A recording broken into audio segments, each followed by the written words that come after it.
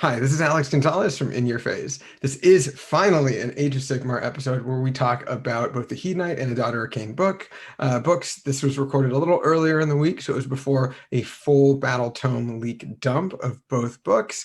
We are going to be releasing a review for both books very soon, but this is going to be a little bit of our predictions, a little bit of our assumptions, and a little bit of what we already knew was going to happen with both of these books. So sit back, enjoy, and of course, don't forget to like and subscribe, and please review. We always do appreciate any and all feedback. Enjoy the show.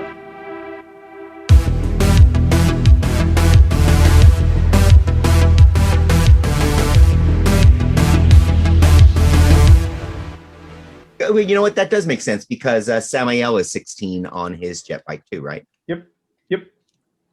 The Custodes jet bike's only 14-inch movement, but yeah, the Eldar ones are 16. Only. Well, it's the same movement as the Ren bikes. The Ren bikes are 14 inches too. So. Yeah, true. But I don't know. I don't know how I feel about 14-inch regular Marine bikes. They're a little fast for what they need to do. Bikes have always been 14. No, they've been 12 for a long time, right? No, they've always been 14. Oh, and Samael moves 15 inches. They've always been 14 for what edition? Because I remember 2 editions ago, they were definitely capped out at 12. I mean, they've been 14 for a long time. Years and years and years. I guess 2 editions ago would have been years ago. So, yeah, works out. Yeah. 7th edition would have been 3 years ago. No, 7th edition, they moved 14. No, they didn't. They moved 12, John. Are you sure? Yeah. No. Sure. Okay, so, I mean... I'll be honest with you. I'm a terrible person to do that because I mentally dump rules pretty easily. So it would be an effort for me to go back and figure out what the old rules are. Yeah. I mean, in addition to that, like, not only did the previous year feel like 28 years, but also like 7th edition does seem like an aeon ago. So, oh, well, of course, we are here. This is In Your Phase. We are going to be talking a little bit about Age of Sigmar today, rather than Dark Angels or how fast bikes have been for how many editions. Primarily, we are going to be taking a look at some of the things with the new releases that are going to come out. We have been a little pressed to take a look at Age of Sigmar just because the FAQ was so bad and there's just not a lot of content that's coming out right now. But in about a week's time, we are going to have quite a significant amount of content, 2 battle tomes worth. So that's going to be pretty fucking fantastic. So we'll be able to look through that in more detail pretty soon. But when it comes to my phase is not very hobby related. I didn't really start any of my hobby projects. I truly should. So I need to light that fire underneath my ass. Basically, cleaning and housework is like what I've been primarily doing. Got a lot of stuff over here in queue that need to get painted. In addition to that, I did play a game with Jeremy. It was a Raven Wing list versus kind of a Horde Necron list. My Horde Necron list is a little suboptimal because one of my models that I needed is in sub-assemblies for painting. It's a Luminor Ceres. He's kind of very, very, very helpful in Horde Necron lists or core heavy Necron lists, let's say that.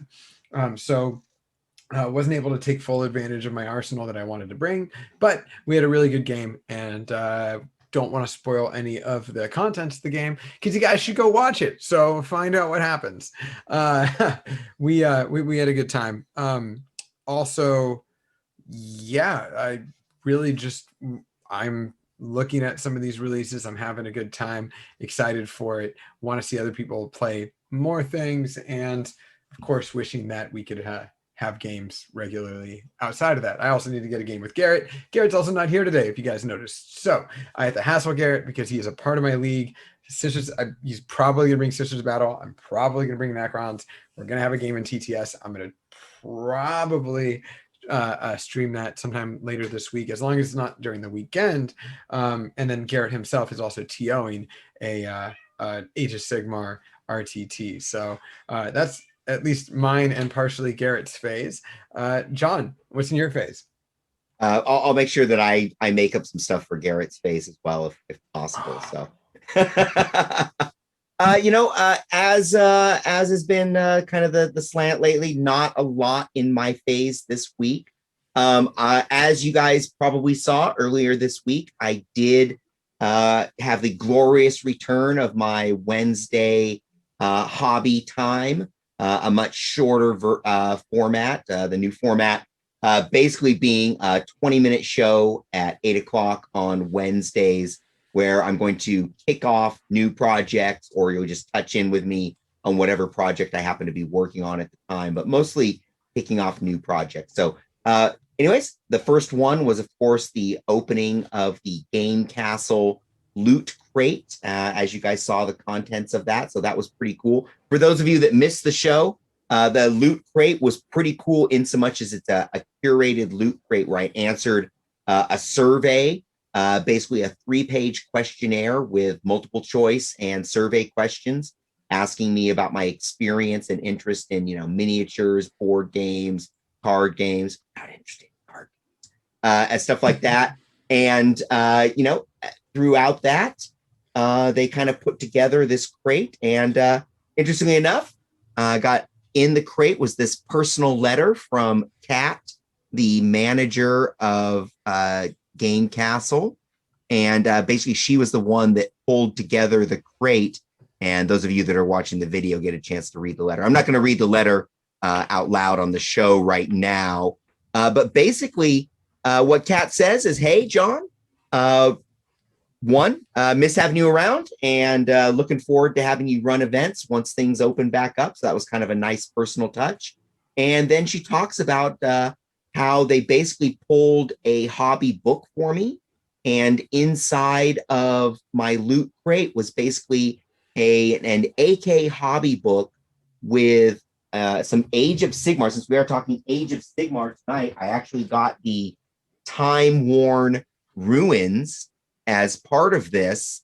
And in the magazine, which, I have handy right here, of course, this AK Action magazine is actually a project to do like verdigris bronze statues. And then they also included the paints and weathering supplies, so I can basically build these Age of Sigmar ruins and then follow the project steps in the book to make like a verdigris scatter terrain for the table. Because that was one of the things I talked about, I'm not really building models as much as I'm trying to build up my terrain and other stuff like that. So it was pretty neat. It was very personalized. And then in the letter, Kat also mentioned that, as I go through the hobby book, if there are other projects or ideas in there that catch my interest, to let her know. And basically every single month, I'm going to fill out questionnaires after I get the box. I'm going to fill out another one to give feedback. And Kat is going to put together my personalized hobby and loot crate, focused around Age of Sigmar, 40K, and similar types of hobbies. So pretty darn cool thing. I'm looking forward to it. It's actually kind of like, for me, it's the same kind of thing you would get, if you were wandering into the store on a day-to-day basis. If you're wandering into the store on a weekly basis, you would talk to fellow hobbyists, you'd talk to the employees at the store, you'd see new things on the shelf, and you would randomly be doing things. Well, now we're all shut in, not going to the store. This curated loot crate is like having that same kind of experience. So that's kind of fun, as it were. Other than that, just like I was showing Alex earlier, probably the next project that I might be painting, we'll see, because I actually did the build already, is this custom Satan model that Michael Tempe of the High Lords of Terra actually designed and 3D printed. And then basically I bought it from him. He sent me this cool Satan model, and it's basically a stand-in for any Satan that I want. It's got replaceable hands. It can be different weapons and stuff like that. So I can set it up to be any kind of different Satan. And since we don't have Garrett, I'm going to go ahead and do Garrett's phase. So now I'm John still, though. But now I'm using Garrett's time. So just to be clear on this, I didn't become Garrett. I'm just me. But now I'm going to talk during the time when Garrett would actually be talking, instead of the time that I'm normally talking. I think that you should try your best Garrett impersonation. Ooh, you know, I'm really bad at impersonations. Like I know you've heard me do my bad accents over the years, Alex. Let's see. See, Garrett. I don't think anyone can do a good Garrett impression. I can't do it. I can't do it. I can't bring my energy level down enough to do a proper Garrett impersonation. I think instead, I'm going to tell you that even though Nurgle's Rot is peaking, I was itching to get some rolling some dice in. So I hit up my buddy Sean down in San Martin, and he agreed that we would do a one-on-one mask only type of game. So we masked up, went down there, and I broke out the Raven Wing. So I pulled out a pure Raven Wing list this weekend. Let's see, we had, of course, Samael. I had a Smash Captain on a bike. We had 3 full bike squads, 2 Black Knight squads, all bikes. Oh, and even some of the new Primaris, Outriders in there just for fun. I ended up with the Outriders just because it made the points work out, not anything special about them. So I went over there. My buddy said that he was going to be playing his Death Guard. So I loaded up. I brought 3 squads of attack bikes loaded up with multi-meltas. I put attack bikes with multi-meltas in all my bike squads. Everything had plasma on it. Okay, I was ready to take down some Death Guard. I got there, and he broke out his Space Wolves. And in particular, he brought a list with 3 Sicaran tanks, 2 Wolf Lords, a Librarian, 3 Primaris Intercessor squads, and 2 big blocks of Thunder Wolf Cavalry. So I managed to get deployment. We played long ways. Opening strike, my Raven Wing jumped forward 17 inches in the Devastator Doctrine, and I unleashed with Melta range into all 3 of his Sicaran tanks, and my opening salvo took down all 3 Sicaran tanks. Oh, okay. Nice, right? Yeah, that was I thought you were going to be like, and I did it all and nothing happened. Nope, and that was great. So I definitely took care of it. That was the only shooting in his army. So from that point forward, I never rolled a save in shooting. So my 4+ save from jinking and all of that stuff never came into play. And instead, I got Thunderwolf. So it was a great game. It went back and forth, lots of good action. I will say the Raven Wing, as always, devastating in the shooting phase, able to position oh so perfectly.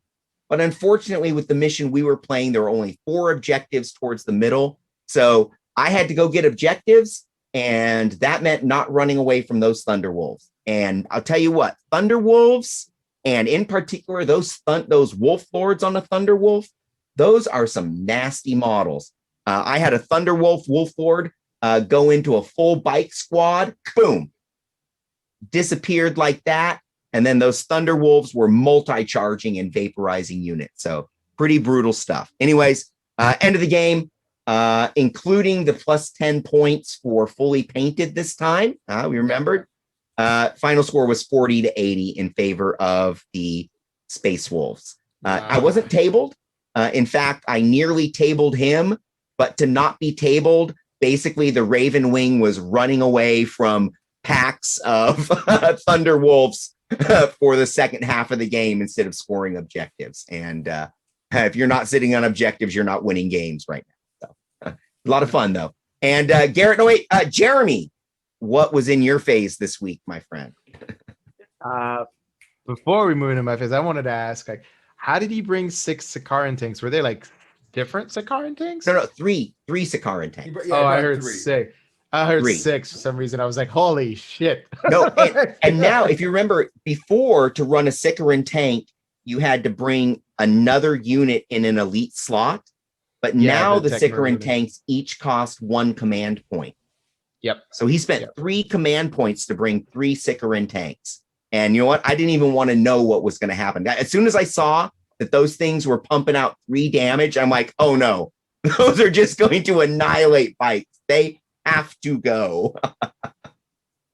Yeah. Okay. All right. Unfortunately, the flat 3 damage from the Thunderwolf Cav also annihilates bites. Oh shit, yeah. yes. As expected. Yeah. So I mean, that was my biggest takeaway is unfortunately, whereas it is nice to still have that invulnerable save and shooting, the whole army still suffers from a lack of invulnerable saves in melee combat. It is not a melee army. Nope. No, it is not. In fact, I will echo that sentiment because me and Alex played a game over this weekend. Yeah. And I got to try my Raven Wing, aka White Scar, aka Scar Wing, as I call them. I call them White Knights, but yeah. Fuck off. And then so I got to try. I got to play them, and I will say, like, one of the big things I enjoy about the Raven Wing playstyle versus the White Scar playstyle is like the White Scar book or Space Marine is kind of like shoehorned into being like, you got some bolters and some guns, and really you're just waiting until turn 3 until you charge everything into it, you know. And it kind of feels like, I don't know, it doesn't really, I love the White Scars, but it doesn't feel like a White Scar army to me to just be like this incredibly, like, you know, you want to be tactical, you want to be strategic, you want to use your advanced mobility to get advantages take advantages away from your opponent by just smart maneuvering. And White Scars in the current iteration is like you could play it that way, but it's not really what it's designed for. If you're gonna be like me, which is an optimizing player, like I want to optimize the army to be functional, to be the best it could be, and it doesn't function that way.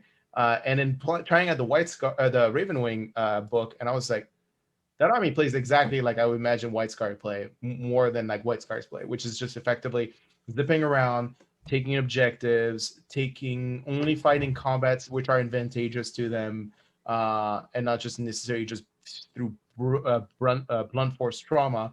And then they're, you know, shooting, and they're more durable than White Scars, obviously, in like to be shot at, but they're almost, you know, Raven Wings is equally durable in combat as well, but as the White Scar. So it's saying effectively, yeah, you sacrifice some melee hit power with like more durability and more playstyle, and then the stratagems just like function so much more interestingly for like biker armies, obviously. And then the fact that all of their bikes are OPSEC, well, their bike squad, and then the Outrider squads are OPSEC in the event, and the Outrider detachment just makes that army actually functions like as a bike army effectively, versus White Scars are not necessarily designed to function as a purely bike army. I have to say though, I did play, like, I wouldn't say I'm sub-optimized, but I would say like I wanted to give the Dark Shroud a shot because I have a beautifully painted and converted Dark Shroud model for White Scars. It has like golden horses instead of like the icon, like a if you imagine like what a fountain would look like, with like basically like a chariot coming out of the waters, which is actually a reference to like a famous fountain where Poseidon found. It looks like that, just like running golden horses kind of in the back of it. And then wait, Jeremy, you have the Dark Angels units painted as White Scars? Of course he does. Have you met Jeremy? Okay, you know what? I love you, because as you know, my Dark Angels units are painted as Ultramarines, including the Dark Angels specialty units. And I take so much flack, even this week with Sean, he was giving me complete flack about it. But to hear that a person of your caliber also embraces the fluffy nature of doing something like that, I love it. So yes, please continue. I just had a comment on it. It's not even like, it's like, come on, like at least minimal effort. Like I try to like if I want to use it, you know, obviously the White Scars are my oldest, my actually oldest army now. I've owned them since 3rd edition. They've gone through like a couple edition of Space Marine where you weren't even able to play a biker armies. So I had to basically play Raven Wing. I mean, my first foray into competitive 40K when I was actually winning events was when the biker bolter banner was the bolter banner, which, you know, we joke like back in the day, we're like, that was so powerful, and then it's like bolter drill now. It's like that's the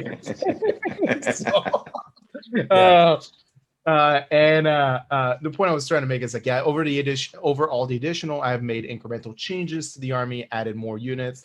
and then as we swap between Raven Wing and White Space Marines, the only thing I'm missing from a Dark Angel is I do not have the fighters, which is something I should contemplate like adding into it. I have a converted Sammy model, where basically it's just instead of like a hovering jet bike, it's a captain on a bike that's just like jumping out of his bike with like basically a plasma cannon underslung. Anyway, it's just Nice. it's outrageous looking.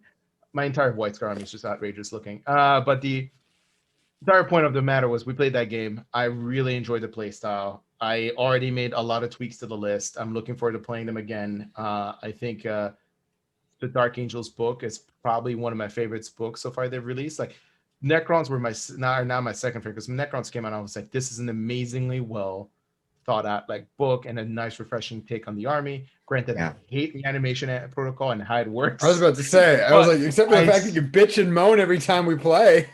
I only bitch and moan about what you do with it, which is totally legal, which is the whole stringing model. It's legal. It's legal, but I don't think it's intended. I don't expect it to survive. I think it's intended. I can't imagine that they meant. I mean, technically, it could be.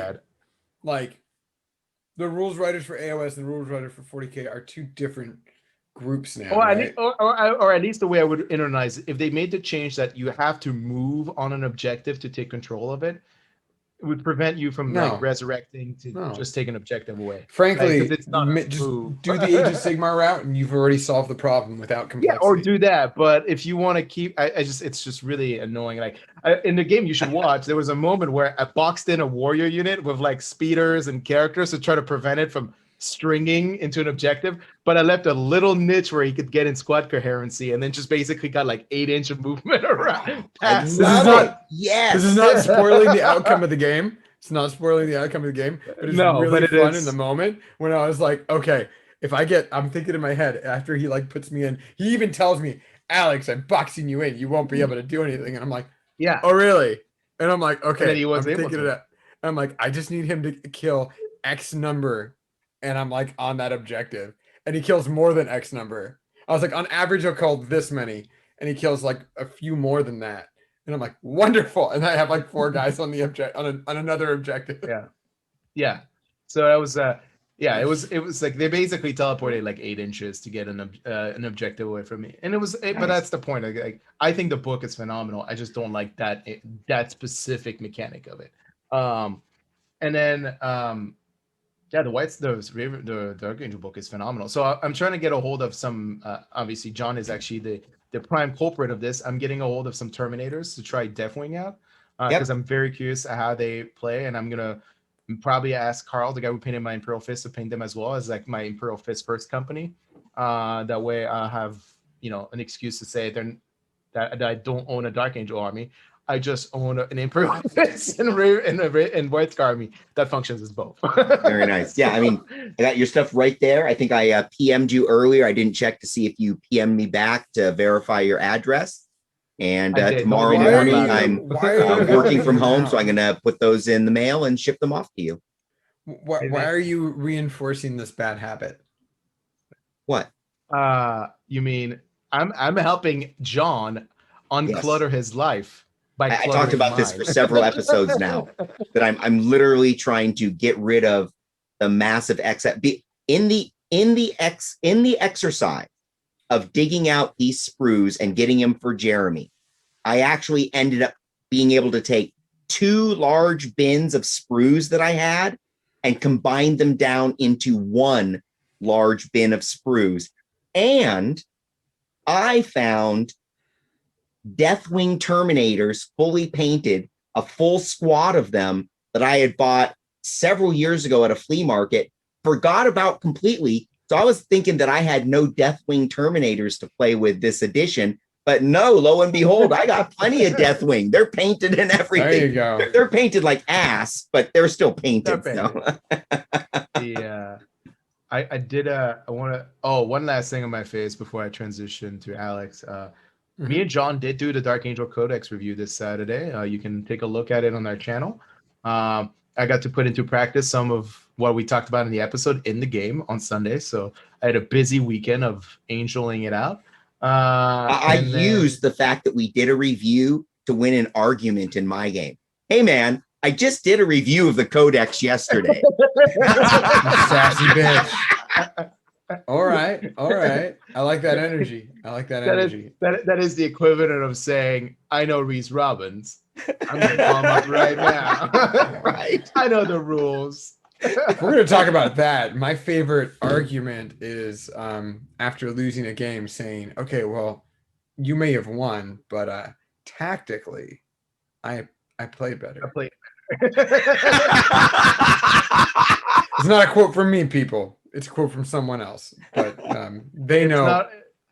It's not. They're not actually any of the co-hosts of this show. They're not a host at all. No. For the record, or former host or anyone affiliated with it, with In Your Face. You might find them in other podcasts. You might find them in other podcast avenues. You might find them elsewhere once in a while. A smattering. Oh, that's hilarious. Oh boy. Yeah. Well, yeah. No, I was gonna say, what's in your phase, Alex? Well, I already talked about my phase, but Great. when it comes Let's move to on. grinding gears, though, of course, there are a few things that are grinding gears, and I certainly don't want to grind my gear about the fact that I did a Codex review with Jeremy on Saturday, and he was generous enough to let me use the code out of his Dark Angels book because I could not pre-order it or buy it locally, nor had GW started to ship it to me on Saturday. And yet here we are breaking the fourth wall on Wednesday. And just today, the Codex finally appeared in the app. That sucks. What the fuck is going on with continuation. Games Workshop? It's a continuation of grind my gears every week. 40K app edition. Right. Okay. So between that and all the issues with the Age of Sigmar app, despite it being fucking night and day difference between trash and a fucking piece of gold in terms of an app, even then we have gripes with it. How many times have we seen John's phone as he's put it up for the Warhammer community team to maybe see someday when they've like looked at it and be like, oh, well, like you need to fix this feature, it's messy. I have no, like they have no excuse with the 40K app. I truly don't know. I'm sure that I understand that they don't have a developer anymore for the app, or at least they don't have the same developer as they did for the Age of Sigmar app, but like this is kind of embarrassing. Like it's tech from like they're using procedures from like over 5 years ago, and that might as well be like a million years in tech speak. Like to me, I don't know why everything is so antiquated with them. I don't know. I couldn't even say. To me, what we see is a company that has over the years in moments excelled at technology. And in the modern age, I hate to say it, but you're as good at tech as you're willing to spend money on being good at tech. I mean, you want to be an expert at XYZ, you want to have an amazing app. It's as easy as contracting the right software company to do it now. Yeah. Yep. 100%. In fact, actually, I believe that they just lost. Did they lose a rules writer, or did they lose a fluff guy too? John Reynolds or Josh Reynolds, was he a rules writer or was he a fluff guy? Josh Reynolds, was he an author? Was he a Codex author? Oh boy. Their content creation is escaping me right now, but they definitely took Games Workshop left on good terms with an individual who had a lot of good stuff in terms of content for Games Workshop. That being said, we of course want to talk about Age of Sigmar today, and there's a challenge to create content here for Age of Sigmar, primarily because there hasn't really been any content. But we of course did get a preview for both the Daughters of Khaine book and the Hedonites of Slaanesh book that are just around the corner. Pre-orders are coming up. Pre-orders aren't already out, right? For the Hedonites? Yeah. So the pre-orders I think are this weekend, right? The pre-orders start on Saturday. Yes, the Yeah. pre-orders start on They Saturday. started this upcoming Saturday. Yeah. Okay, perfect.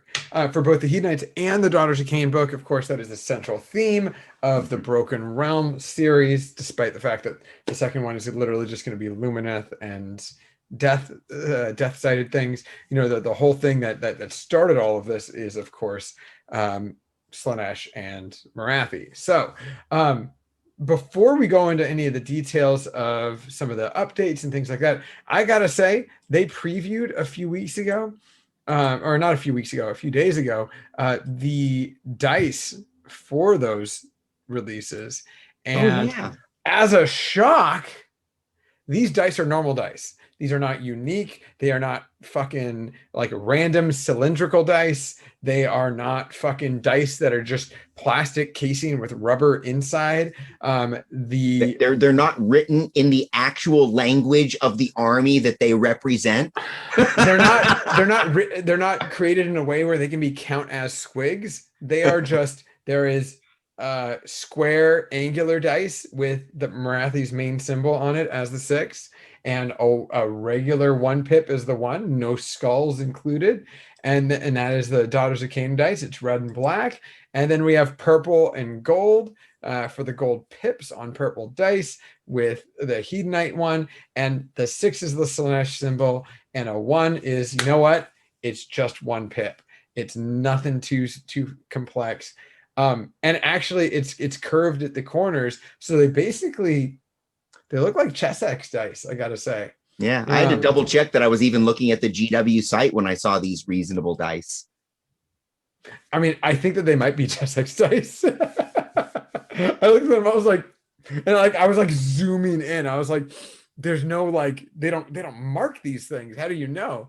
I can actually envision like a call that happened, you know, after the last disastrous dice release, or last several, I should say, where somebody over at Chessex is also a gamer, of course, and they're like looking at GW's dice, and you know what? We need to make a call. They call up, you know, GW like, hey mate, you know, this is Chessex Hey, over mate. here. Hello, we wanted to talk to you a little bit about the idea of dice, and you don't see us writing rules for games, and maybe you should let us handle it. We're going to go ahead and do your next dice design for free, just to show you how it can be done. Appropriate.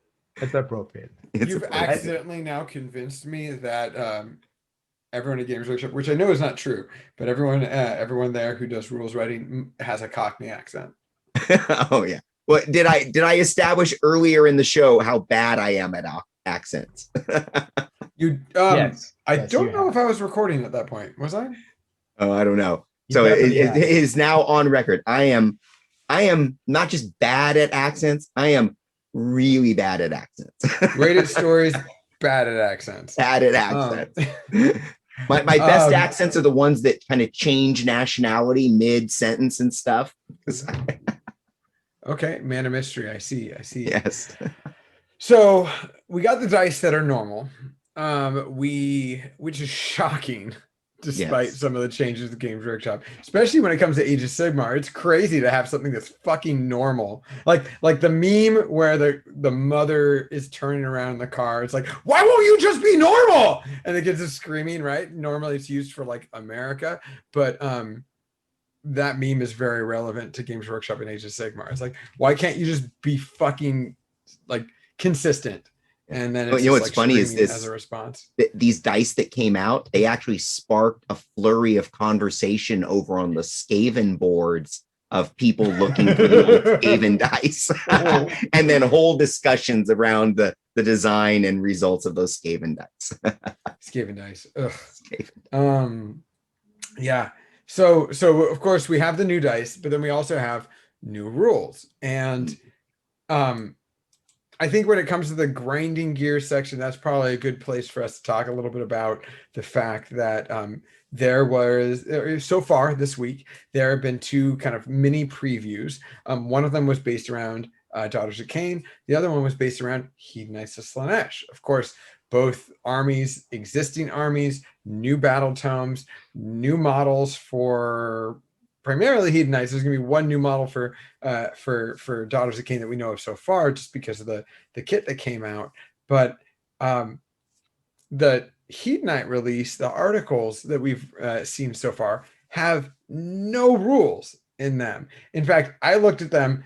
I read through the entire article earlier, didn't think of it much. Like, just kind of, I read through it all. I fucking soaked it in. I comprehended it.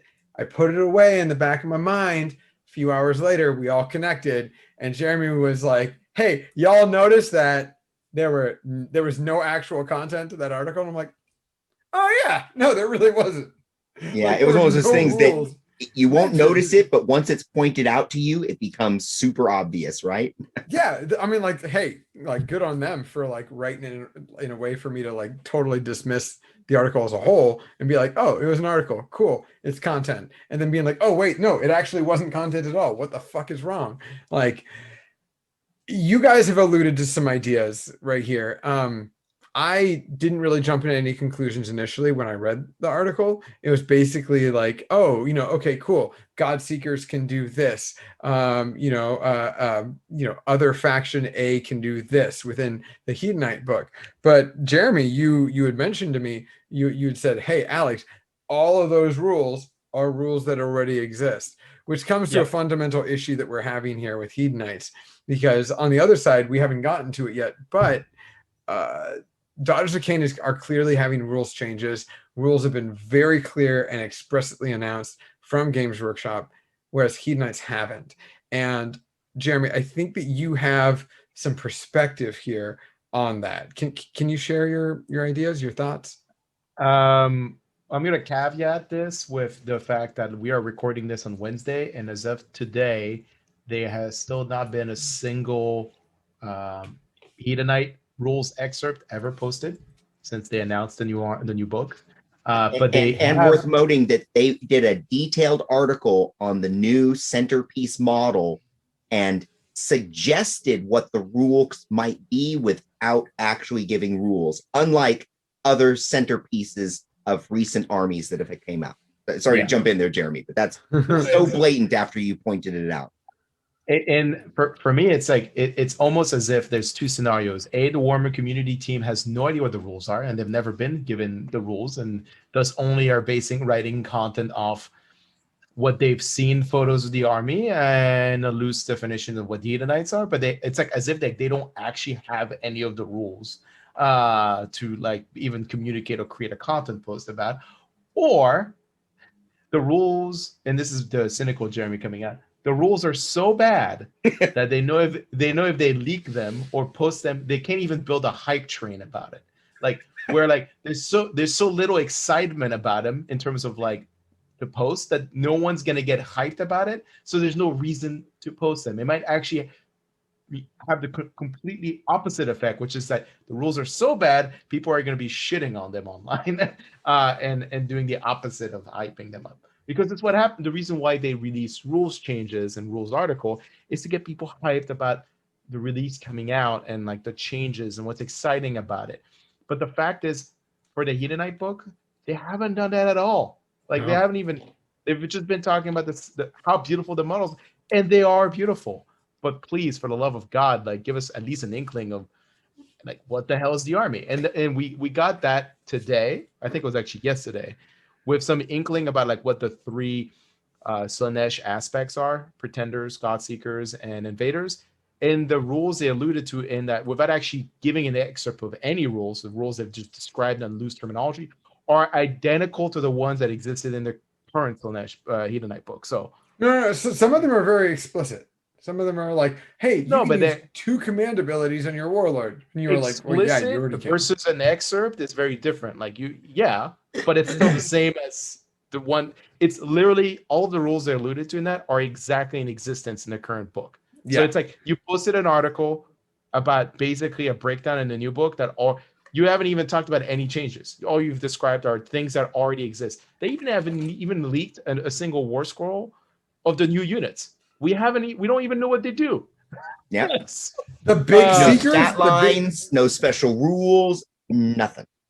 I mean, nothing. I want to know what the Big Daddy Seekers stats are. Like, I'm gonna guess that they're like 4 to 6 wounds, and they move 12 to 16 inches. But like, No, they're just I a new would like to know more about what they Seekers. do. They're not just resculpts in the new. They're just old Seekers of Mortals on it. No, they're way bigger. You know, they're on a bigger base, right? Okay, well, they might just be a resculpt. To be honest, it might not be. Any They're different. no, they're not a resculpt because they're way more detailed too. The normal Seeker model is not a great model. I know, thought that's what I'm that wasn't saying. that old of a model either. I thought the Seekers got resculpted in that last round. So Seekers are not an they old got into model. end You're thinking of times. Fiends of Slanesh. Those are an old model that got No, resculpted. we're talking about the Mortals riding Seekers. Yes. That was during end times. They were released during the end times. You campaign. realize that was 9 years ago, right? Yeah, but my point is, I'm telling you, they're not different than the current one. Well, we don't actually know. To be honest. Okay. So look at a normal Seeker Slanesh model. Look at the new models that are Seeker-esque. They're bigger, yes. They're but bigger, they're not, clearly. they're not necessarily any different, is what I'm telling you. They're just. Oh, so you're saying you don't think they're a new unit? Alex, are you thinking they're a new unit? They're totally a new unit. Well, they're a new unit because they've got archers and the slick blade dudes, the guys with the spears. But what I'm telling you is this: they might not be like the new Seeker demon thing they're writing, are not necessarily some alternative version of the current Seeker from a rule perspective. Oh, I don't care if it was or not. It's clearly going to have different rules because it's a different unit. Oh yeah. But my point is that they're not adding a like. Well, now we have bigger Seekers. Like we have to make rules for those. No, it's just like they're just basically upscale. They're upscaling the Seeker model size. Oh, okay. I disagree with that. Like, I think that they're. So you're saying that the 2 wound model is still going to be a 2 wound model, but on a bigger model.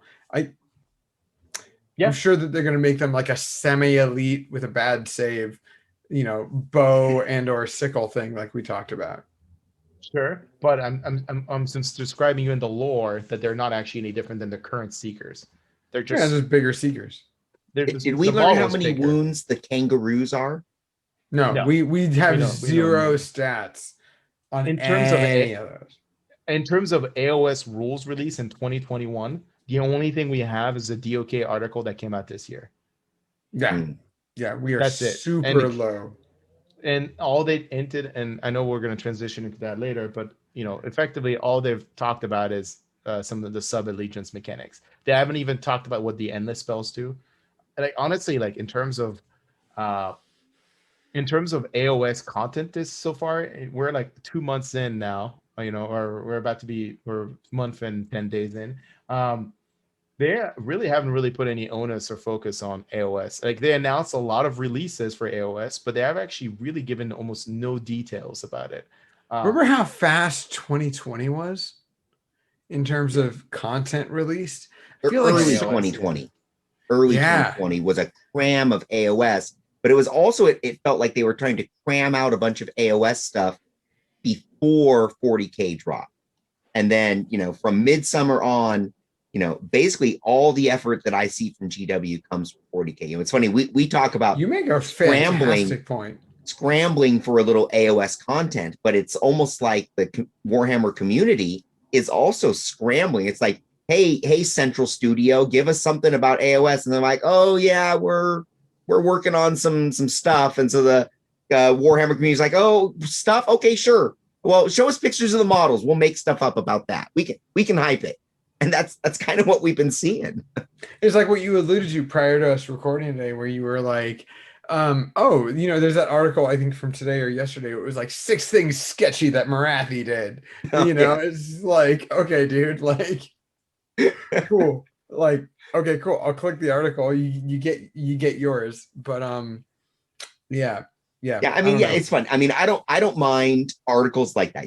I typically read those early in the morning, like kind of like as I start work, I kind of, read through some emails. And then as I'm, kind of getting ready to start my day, I might click the email from GW that has a link to the article or what have you. So that's typically when I'm catching it. So a little 1-page fluff article or a 1-page hype article is fine.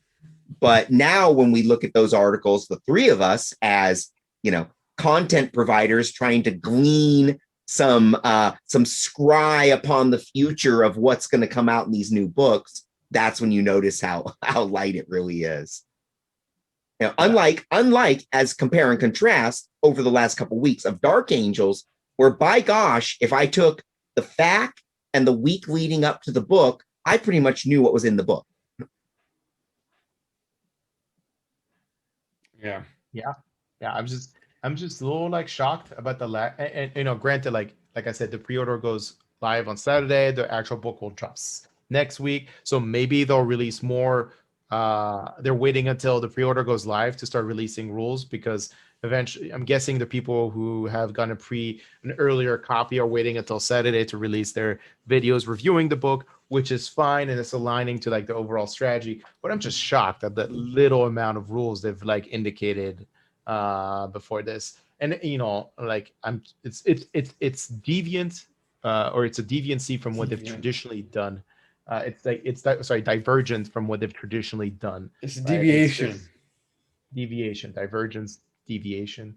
I like your use of the word deviancy, which is actually not an incorrect word in English. I would just say it's a non-standard word. Yes, it would be a unique way to say that. You know what? I'm all about being deviant when it comes to Slaanesh. Anyway, the point I was trying to make is Games Workshop. I'm a rules guy. Give me some fucking rules, please, for the love of God. Well, thankfully, Right? they gave us some rules. They are a nasty, nasty tease, and they like to play dirty. And with that, they gave us some Daughters of Khaine rules. So they were like, "Hey, you want some Slaanesh rules? Best I can do is Daughters of Khaine." So, oh, you know what? That reminds me. You know what they are due for is to release a new blood paint product. That's what's missing from this whole release. no, they have the technical paint. Yeah, no, I'm saying, well, they now, blood of corn, that's like ancient, right? We need something new. We need a modern contrast blood, that flows more realistic, dries appropriately, maybe different shades, gore, and it's like bits of gore built in. So as you paint, it actually looks like chunks of gore automatically spattering on there. I'm just saying, Yeah, I'm following you. Like they just haven't had, honestly, they've never made like a real technical blood paint, right? Kind of like Tamiya, the Tamiya blood paint line, right? They've never actually like made something on that scale, or yeah, it could be. I mean, yeah, and we're talking, release of the Daughters of Khaine would be a great place to have like a whole assortment of blood paints available. And Hedonites of Slaanesh, depending on how you envision your Hedonites, might or might not include a fair amount of blood. Yeah, I mean, when you look at the endless spells, they're literally nothing but blood. Like when I first saw those, I'm like, are you sure they're not corn like right or something? Because they look like okay, like blood for the blood god. Apparently, it's blood for Khaine god. Yeah, I mean, let's see, Khaine's blood city that is all brass. And, the devout followers of Khaine whose eyes turn to brass when they're in a blood fury, certainly no association with corn, of course. No, not at all. Okay, so Blood for the Blood God came out 3 years ago. So yeah, it's 3 years old. So you know what? I take this back. I have just rationalized it in my brain. Okay, so what we actually have is a chaos blood god and an order blood god. I got nothing beyond that. Sorry. I guess I didn't rationalize anything. That was it. Marathi is doubled up on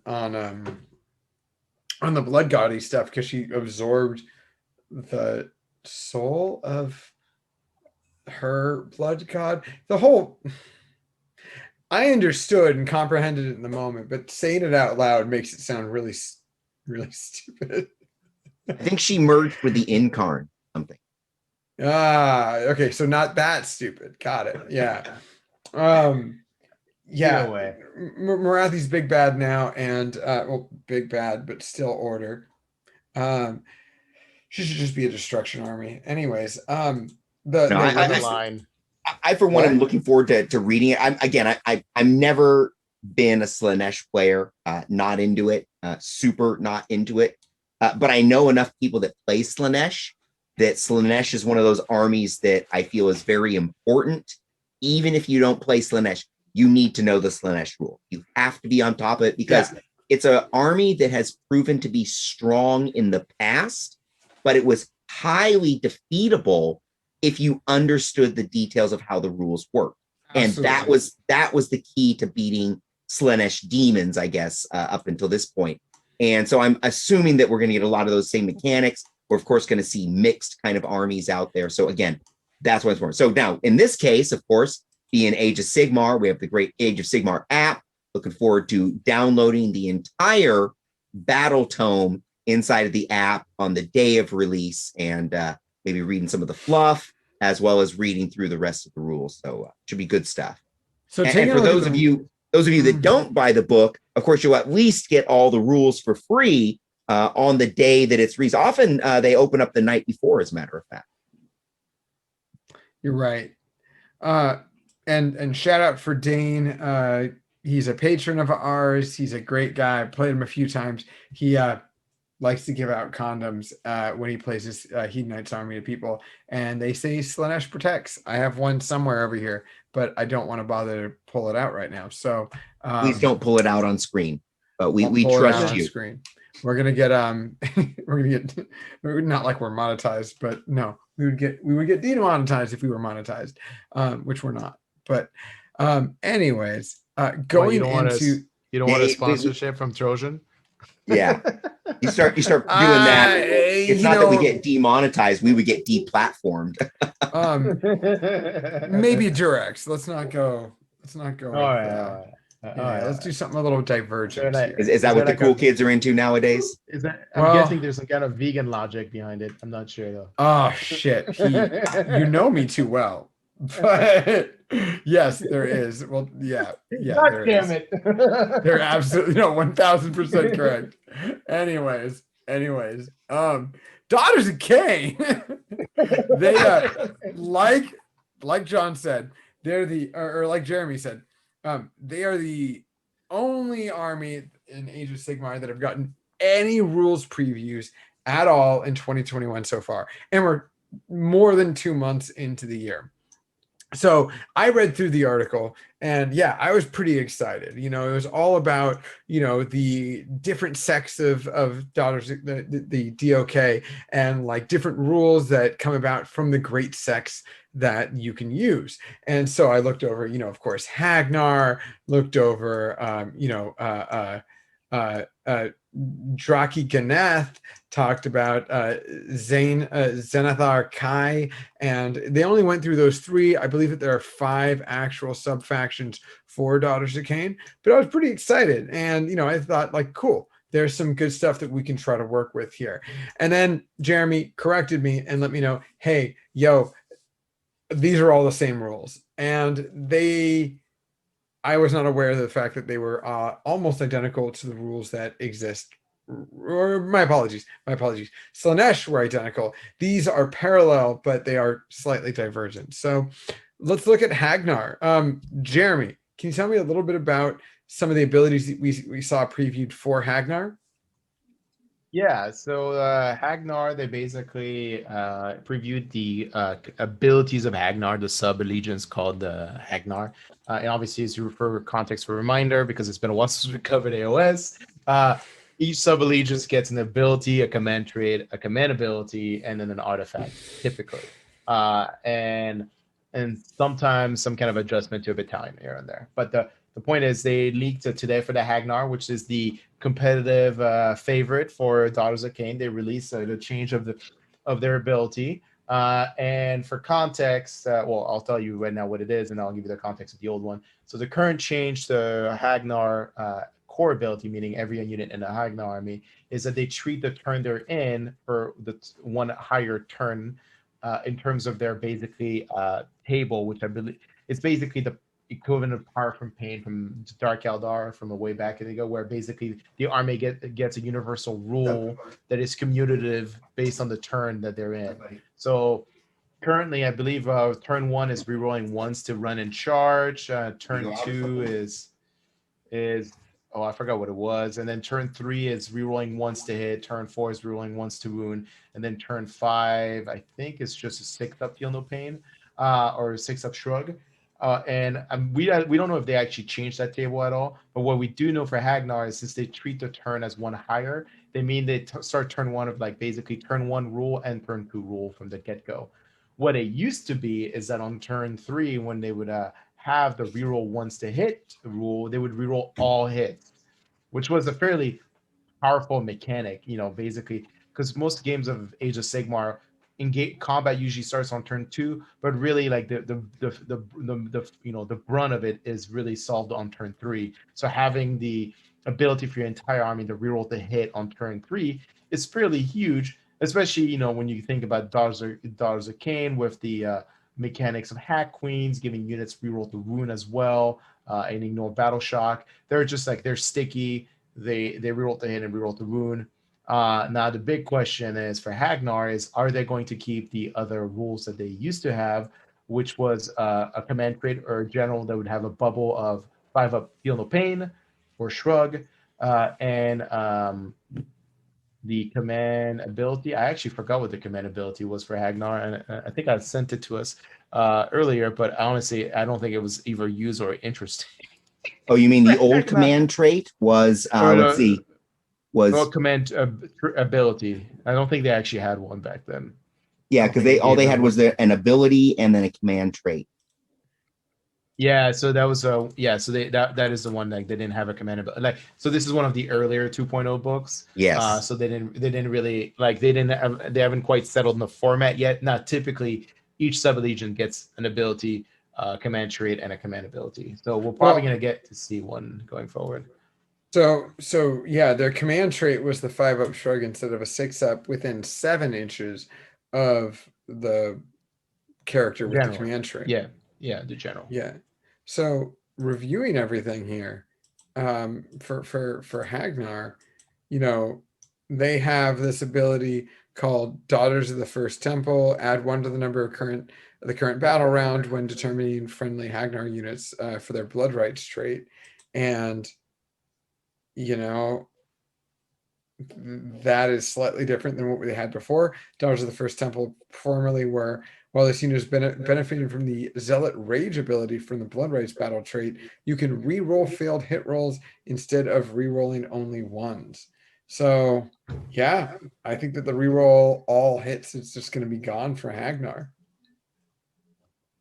Yeah, I mean, well, based on really what we don't know they actually clarify in the book or in the article site and but the paragraph below that they just basically get to reroll once to hit on turn 2, meaning like, yeah, they lost the ability. It looks like they lost the ability to reroll the hit from just a generalized mechanic. Maybe they'll give it back as like a command ability. They'll be like, you can spend a CP for a reroll the hit. So who the hell knows? I mean, that's a general thing that we've been seeing. Full re-rolls have been going away, honestly, in both games, or have at least been brought more under control. We're not seeing that army-wide. So this is kind of what I would call a normal modernization of the rules for a Warhammer type game. Yeah. So here's the thing. The next one that they list is for Draki Ganeth, and they give a command ability, as was mentioned earlier. The Harganeth, or the Harganeth, the first one that we had talked about, the first section we had talked about, was the only one that wasn't a command ability that was listed. I'm looking right now at the old Daughters of Khaine rules that Jeremy you shared with us from the battle tome, and unless there's a second page for some of these, Draki Ganeth did not have a command ability prior to this. They only had abilities, War Scroll Battalions, and Artifacts of Power. Is that correct? Yeah, that is correct. Most of the ones actually didn't have command abilities. You saw that Hagnar had a command trait, but if you look at the other ones, I don't know what you call the sub-factions. I guess they're sub-factions. Most of them don't. They'll have command traits or artifacts of power, but not both usually. Remember, this is, as you mentioned, a very early on where GW is just beginning to explore the sub-factions. In fact, is this the first book with sub-factions, or was there one right before this with sub-factions as well? Legions of Nagash I think it was Deepkin before Daughters of Khaine. I think Deepkin. Deepkin were the first It was were first Deepkin. 2.0, and they Okay. had the similar format for a sub faction. So it's not the first. They're almost identical style too. They as the Deepkin one. So yeah, they just evolved past that level. Yeah, and Okay. and what we're Yeah. seeing now is actually, you know, that entire thing evolved, but now we're seeing a further evolution of it, I think. Yeah. Yeah. Yeah. So I'm curious to see what happens here. I'm starting to see a theme which would not invalidate Harganeth, or sorry, Hagnar, but it would rather make more competitive options in the moment. Because the previous ability for this Ganeth list or this Ganeth faction was Bladed Killers, and that ability just meant add 1 to the hit rolls for those units if they made a charge that phase. So I'm sure that I'm pretty confident that the reroll all hits is just going to go away. Maybe it'll be changed with something different so that all these other factions, like the +1 to hit if you made a charge, can somehow be more relevant than just completely ignored. But the command ability for Draki Ganeth is 1,000 blade forms. You can use this command ability in the combat phase. If you do, pick 1 friendly Ganeth Witch Elf unit within, or 1 friendly Sisters of Slaughter unit wholly within 12 inches of that friendly hero. Add 1 to hit rolls for attacks made by melee weapons in this unit until the end of the phase. That unit cannot benefit from the ability more than once per phase. So knowing their previous just normal generic faction ability and adding that into this new command ability, do you think that there's going to be a difference or a change to their overall ability because this is now going to be a command ability for +1 to hit? Yeah, I mean, I think it's going to be completely reworked and reworded. I mean, what we see is a conceptual theme around the Ganeth, the Draichi Ganeth, but I think that the details of the rules are going to change in every aspect. And like we were just saying, is the old rules were not a complete set, right? There was not necessarily a command trait, a command ability, and an ability, all of that. I mean, that's what this one article is worth noting, is that it shows an ability, a command ability, and a command trait. So what I'm expecting is to get 1 of each of those for each of the factions or sub-factions. Okay. I guess they call them great sects, is what they Great specifically sects, call them. yeah. But if you look at it, they call it Daughters of Khaine sub-factions, the great sects. And one of the great sects. Oh wait, you know, when I say it out loud. Yep. I didn't want to say it. Frankly, when I was saying that out loud before, I was like, ooh. Yeah. So it took me a moment. It's also worth noticing that the other one they show, the Xanthar Kai, is actually a new sub-faction.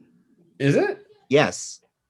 Yeah, because I have, you know, in the app here, I have the actual Daughters of Khaine battle tome open. And before they had Hagnar, Draichi Ganeth, the Kraith, and Kylebron were the only ones. Calibron? I play a lot of Total War. Yeah. What do they call it? Calibron? Calibron. Oh, yeah, Calibron. It's way simpler. I can see that. Calibron. Okay, yeah, Calibron. Yeah, so anyways, those were the only 4 before. So when you play Dark Elves, one of the legendary lords that you get will literally just scream that to you. And you're like, I get it. Right. It has been a long time since I played Dark Elves in that game. Yeah. Americans. For they are Americans. I know. Yeah. Anyways. The next one was not moving away from Draki Ganeth and moving away from Hagnar. We had Xanthar Kai, and that one, like you mentioned, was a bit of a new one. I want to confirm, was that the same one from the Broken Realms book? Oh, I don't know. I don't have it literally just came to me right now. Is this an update from something that just got updated? See here. I will double check after this recording because there are some things here that we might want to take a look at. Also, I hear a bit of an echo. I hear it too. Is anyone on speakerphone without? I'm not. It's gone now. I also don't hear anyone. So I'm going to make a note of this real quick. Oh, that was probably me. Okay. Let me grab take a some look. headphones. Yeah, Sorry. no worries. Didn't think about it. No worries. I am going to mark. Let's go a little earlier. Let's say 1 hour and 15 minutes. We're going to do that, and we are going to edit this part out. I'm also going to pause. No, I'm not going to pause because it's actually a nightmare. It's way easier for me to edit if it's one solid piece rather than two separate pieces. So, also, Vlad gave me some very good feedback. So, in our last episode, real quick, before I jump back into it, which I'm going to in a moment, Vlad, in our last episode, I said if you have any feedback, if you have any questions, concerns, blah, blah, blah, let us know. Vlad actually messaged me personally and was like, hey, Alex, love the podcast. Listen to it every week. One suggestion, and it wasn't a suggestion on content. It was literally just an editing suggestion. And so I told him, I was like, thank you so much. Like, I am learning editing as I go on, and I will fix that in the future. And so it was very helpful to hear that feedback from Vlad. What was the change? When I do my intro before the episode, for some reason, I'm way louder than the actual show. I don't change anything when I do that, but my only assumption is that I'm the only one speaking and there's no other additional audio outlets going on during that recording. So maybe I am just for some reason a lot louder during the recording, the initial intro. Because of that, I can't speak for certain why that might be, but I'm going to experiment and find out a little bit more about that on my end. So, I mean, that was his only feed. And you know how to adjust that, right? You just grab the, you have a DB. So you're just going to grab the DB line for your section until everything equalizes. There's some automated functionality if you want to use that too. There's definitely some automated functionality on there that I need to utilize a little bit more than I do.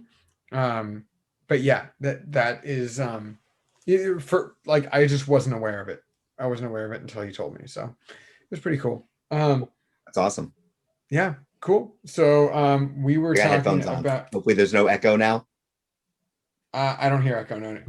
No. Because I only heard echo when I was speaking. But I don't think Jeremy had actually said anything at that point. So yeah, I think we're good. Real quick, before we jump back in, is that Xanasanar the one from Broken Realms? Because there was a unique hold or sect from. What was the I don't know, but when we get back, we should wrap up pretty quick, 37:20, and then I need to get prepped for 8 o'clock. Yeah. We'll wrap up. Okay, cool. So we'll go into that. Cool. We are going to start back up. It's going to be at 7:21:45, or it's 1:21:45. Perfect. Okay. Great.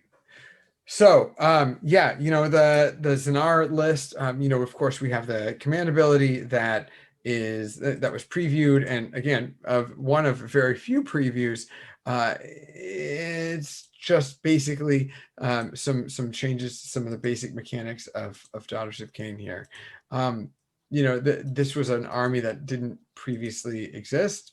This specific faction or sect of Daughters of Khaine, and it looks like they have Curse of the Bloody Handed. At the end of the combat phase, roll a dice for each enemy unit within 3 inches. On a 5-up, they suffer D3 mortal wounds.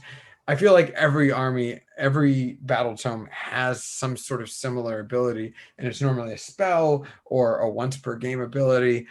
Having it be a command ability doesn't seem very useful right now, but we haven't played a game in 65 million years, so I'm sure that outside of the 2020 year, this might be of more use in 2021.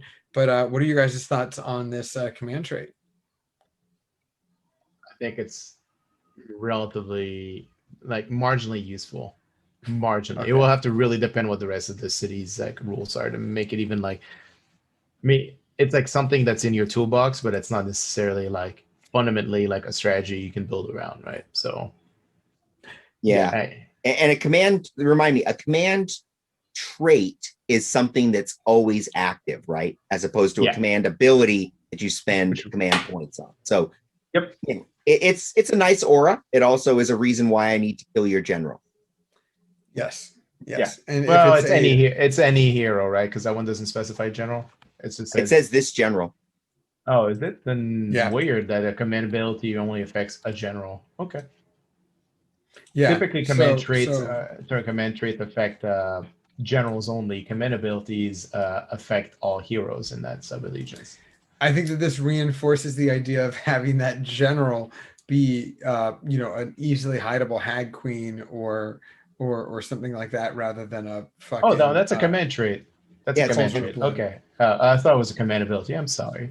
The previous one was a command ability. Got it. Mhm. Yeah, that's a trait. So that one's always active. Yeah. Yeah. Okay. So Yeah, so give it on a small character, not a big character. But if you got a big character, then you have a bigger bubble. Well, I mean, if you have a super melee keeper and that's your general and you're going to shove it into your opponent's face, it's a nice aura, maybe. But daughters don't have keepers. Oh yeah, that's right. What am I thinking? Yeah, so that had the they only have cauldrons of blood. Yeah, no, that's right. Yeah, what am I thinking? Duh. And of course, you can't put on Marathi because she's a named character. Yeah, yeah. So yeah, it actually has to go on a small hag queen or whatever else they got in there. Okay. Because otherwise it's just going to get focused down immediately. But still, I mean, that's kind of how all of them went, right? And of course, we play an Age of Sigmar, which has a meta that can be a little bit more challenging because of shooting armies. But we will have to see how things go. We will likely do a release, a preview release of both the Hedonites and the Daughters of Khaine book when they come out. Jeremy is really taking the helm on a lot of these codex reviews, and of course, like we mentioned, Garrett was on the one of the previews for one of the codexes, and of course, John was on the latest episode when it came to checking in and taking a peek at the Dark Angels Codex. So you guys do take a look at those recordings. We have them on our YouTube, on Facebook. Do like and subscribe on Twitter. We are also on Apple Podcasts, Google Podcasts, wherever you get your podcasts. We always appreciate feedback very much. But this is going to be Alex, John, and Jeremy signing off for the evening. Have a good night. Bye, folks.